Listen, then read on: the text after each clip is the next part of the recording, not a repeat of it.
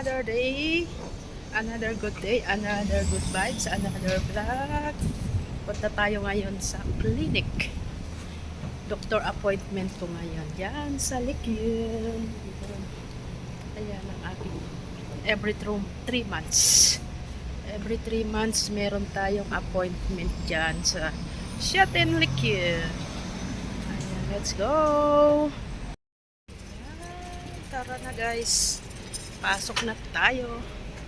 Pasok. Ayan, ang result pala nung aking thyroid. Nung ating thyroid gland. Di pa rin balance. Kaya kailangan ko pang mag-inom ng once a day ng carbemazole. Kaya Gorabels lang sa pag-inom guys.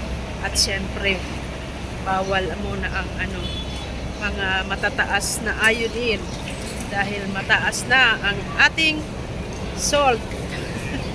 Kaya hindi muna tayo kakain ng mga yung mga may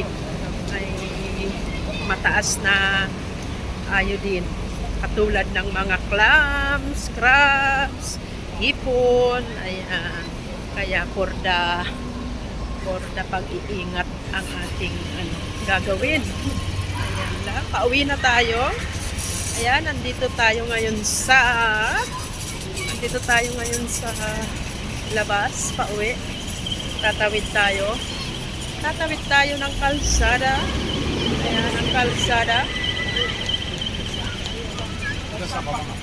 Ingat sa kapwa ko OFW.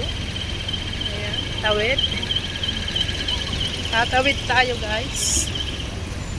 Ating baybayin ang ating nilalakaran araw-araw.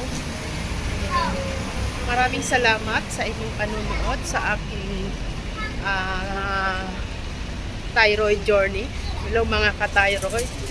Shout out sa inyong lahat. Ingat and God bless. Bye!